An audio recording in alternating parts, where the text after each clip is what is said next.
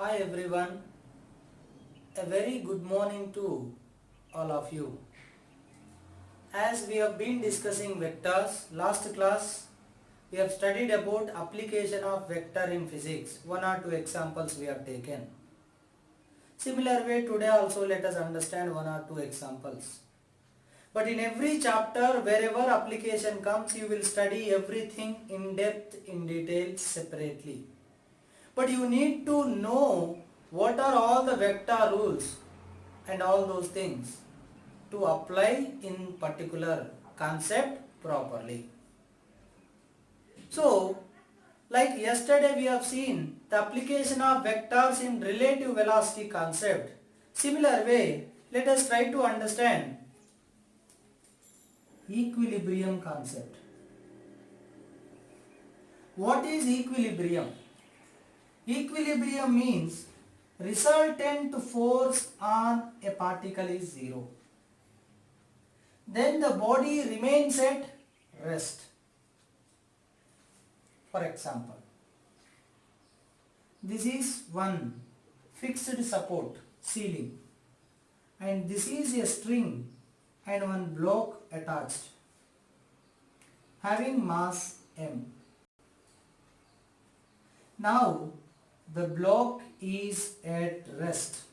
Then it is called in equilibrium, where resultant force 0. Resultant force 0, but that does not mean no force is acting. There are forces acting, but the resultant force 0. What does that mean? They cancelling each other, or their vector sum must be 0. Or Fr bar 0 means if there are n number of forces acting on a body, then their vector sum must be 0. Then we say that the body is in equilibrium, which you will study actually in laws of motion chapter after motion in a plane. So here, if you consider this object, body, there is some mass. So every particle has its own weight towards center, that is mg. So one force is mg acting. So when you hang something to a string, rope, anything, that will become tight. So here some tension will develop. So whenever string is tight, string become tight, then a force developed inside, that is called tension, which you will study in depth in, as I said, laws of motion. So tension is a force which develops inside the string, when it is tight. So that force is tension, and that tension always acts along the string. See here the string is attached up, so the tension also acts up. Suppose this is one body, this is rope. Now you are pulling the body with the help of rope. See, you are pulling rope, but who is pulling the body? Tension. So you apply force, equal tension develops, that tension will pull the body. As long as the string is loose, this block will not move. When you pull the string, first string becomes tight, then only this will move. So once the string becomes tight, then tension develops. Same way here. Here string attached up, so tension is up. Here string attached right, so tension is rightward. So that here on this particle, there are two forces acting. So one is up, one is down. So two forces opposite means what is the angle? 180 degrees. And what is the resultant should become? T minus mg. So that should be 0 means what? T must be equal to mg. So there are two forces acting, but both are equal in magnitude, opposite in direction. That's why resultant is 0. Or take another simple case. Take this is a table and kept one book on it having some mass m. Now here also one mg will act down. But here no string attached. There is a contact between table and book. Where there is a contact, one force will develop, that is called reaction force. See, this gives action. So this gives reaction. That is normal reaction. What we call it as normal reaction. Why? Because this is perpendicular to the surfaces contact. The reaction is in perpendicular to the surfaces in contact. That's why it is called normal reaction. What is we call it as normal reaction. So here normal reaction up and mg down. And again both are equal and opposite. That's why the resultant force 0. Or you can say n minus mg should be 0. So n equal to mg. So here also the book is at rest. It is in equilibrium. Even though forces are acting, if the resultant of all forces is 0, then the body is said to be in equilibrium. But these two cases are simple. Sometimes the case becomes little bit difficult. Let us try to understand that also. Right?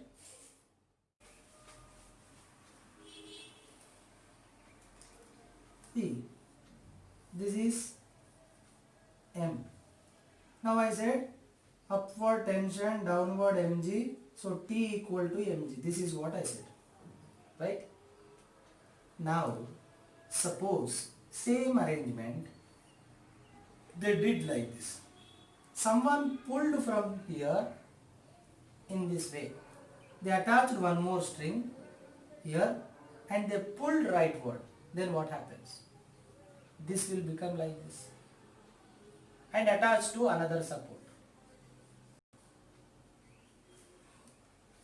This was the string, straight. Now I pulled rightward with help of another string and attached to another support, horizontal. See, now this is one string, this is one string, this is another string. Now here tension, let's take T1. Here tension T2. Here tension T3. Then they will ask you what is T1, T2, T3. How to find that? How to find that?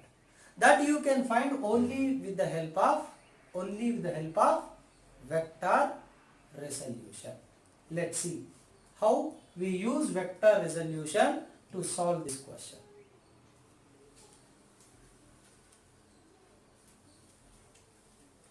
Here, this point if you consider, here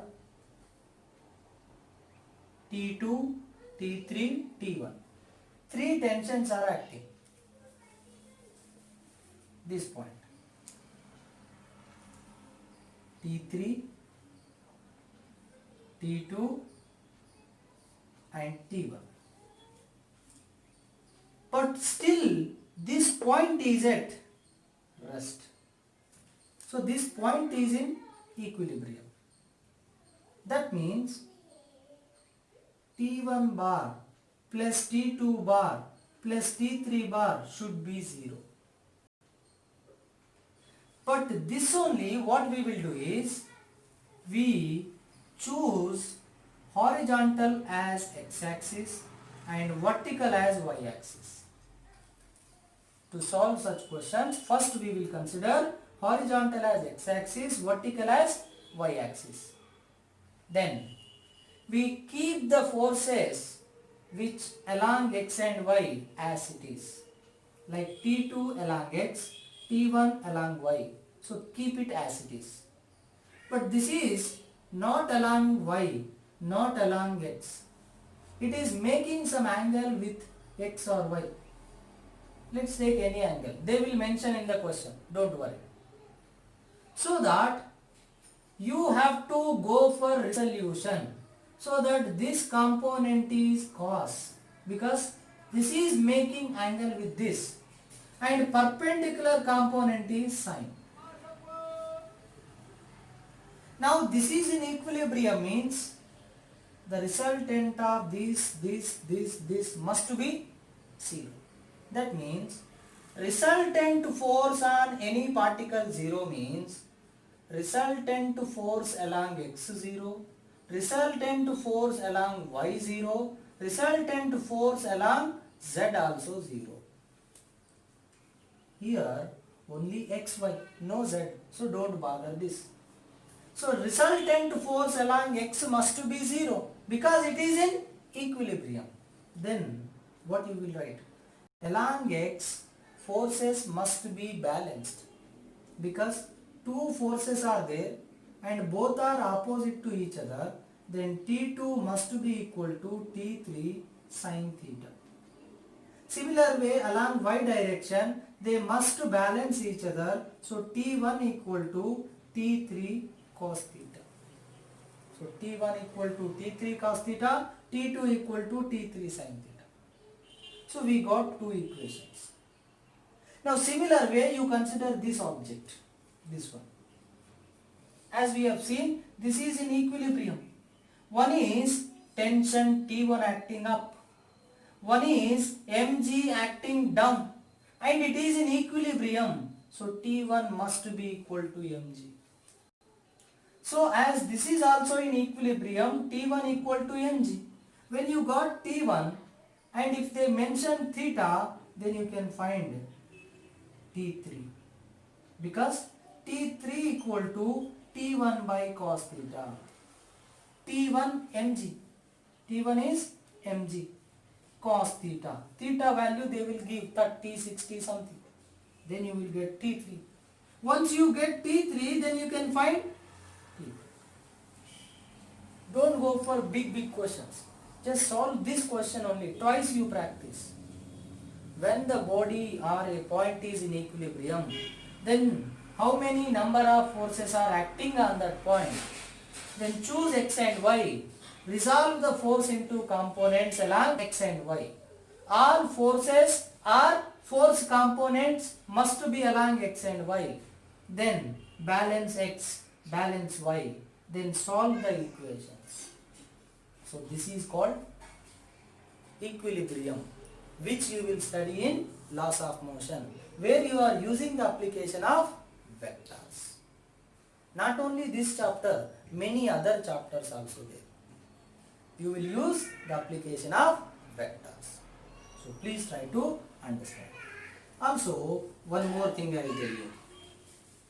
See, you have studied work energy power chapter in revision, in basics, in 9th class also, where work is scalar, which depends upon force and displacement. But these two are vectors. See, work equal to force into displacement is not complete one. It is wrong. It is applicable for only one particular case. It is not generalized case. So, in such situations where work is scalar, which depends upon two vectors, then you will write it as work is F bar dot S bar, where work is defined as Fs cos theta. Basically we studied F into S, but originally it is F dot S, F bar dot S bar. Nothing but work is Fs cos theta. Fs cos theta, where work is a scalar which depends upon two vectors. Right? That's why when you want to get a scalar from two vectors, in physics you have to take their dot product. You cannot multiply them simply. So when you have to get a scalar from two vectors, or when a scalar depends on two vectors, you have to take their dot product. So dot product of two vectors only gives scalar. But suppose in another chapter you will study torque. What is torque and all you will study later. But torque is one vector quantity which depends upon position vector and force vector. This is a vector. These two also vectors. Then you will write the expression tau bar equal to r bar cross f bar. Torque is a vector which depends on two more vectors. Then torque you will write it as r bar cross f bar. Not r bar into f bar. R bar cross f bar. Because now you have to get a vector from two vectors. So in physics, when you have to get a vector quantity from two vectors, you will take vector product. When you have to get a scalar quantity from two vectors, then you will go for dot product or scalar product. So this way, whatever we have studied in vectors, everything is applicable and useful in solving physics, also in understanding physics, right? So please try to solve everything. Whatever question I explained based on equilibrium, that you solve twice. You solve it on your own and submit me. Then I'll give few more questions as assignment based on dot product, cross product and equilibrium, resolution, everything. Let us take one example based on whatever we have discussed till now. Suppose a particle acted by some force I cap minus j cap plus 2k cap such that its position changed from 1 2 comma 0 to 1 minus 1 4 something. Then they are asking work done by force. This is a physics question. Work done on a particle by a force when it displaced from here to here. This is initial position, this is final position. Then what is the displacement? We have studied. Displacement means final position minus initial position. So 1 minus 1 I cap plus minus 1 minus 2 j cap plus 4 minus 0 k cap equal to 0 I cap minus 3 j cap plus 4 k cap. What is this? Displacement. Then what is the force acted on the particle? I cap minus j cap plus 2 k cap. Then we have to find work done. Work done is F bar dot S bar. Dot product of force and displacement. We have force vector, we have displacement vector. Then what is the dot product of two vectors? I coefficient, 0 into 1 plus j coefficient into j coefficient plus k coefficient into k coefficient equal to 0 minus of minus plus 8. So what is that? 11 joules. So such kind of questions also you will get where you need to know vector application. Vector rules you should know to solve such physics questions. That's why I am specifying mathematics is the key to solve physics. Not in one case, in many cases. So, similar way, they may give the question like r bar is one vector, I cap plus j cap, and force I cap minus 2j cap plus k cap. So, a particle whose position vector is this and it acted by some force. Then what is the torque acting on it? They will ask. Then according to the definition I said, torque equal to r bar cross f bar. How you will find this one? Then you will take determinant. Because you have to find r bar cross f bar. Cross product. Then what you will take? I minus j k. First row. Then what is the next row you will take? Here r bar cross f bar. So first vector is r bar. So you will take components of R bar, that is 1, 1, 0. No K component. So K coefficient is 0. Then F bar 1, minus 2, 1. Then you know how to expand this one. See, this formula will be given in physics, but the method you will take it from mathematics. See, this you can do it. We have studied. I explained already. But getting the formula and knowing the method is important to solve, where physics and maths both comes together. So that's why concentrate on application of mathematics in physics, which makes physics easier than you think, than it appears. So that's why please focus on everything. Practice everything. Solve everything. Try to solve everything twice. Then you become perfect. You will get more and more perfection. Right? So this is all about vectors, representation, their addition, subtraction, resolution, product, all those things, and their application.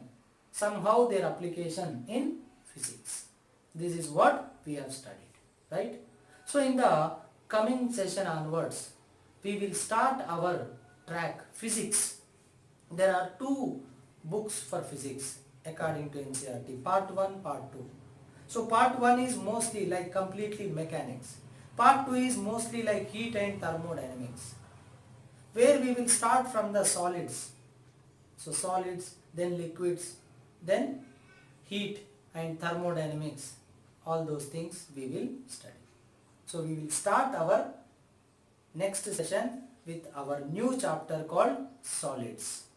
What are all the solids, what are the properties, and how to understand, how to solve questions. So from coming session onwards, we will start physics syllabus. This is all what we have studied is basic mathematics which is required for physics. Right? But these applications mostly you will use in first book, that is for mechanics mostly, which you are dealing right now. Motion in straight line, motion in a plane, laws of motion, work energy power, and rotational motion everywhere. Right? Thank you so much.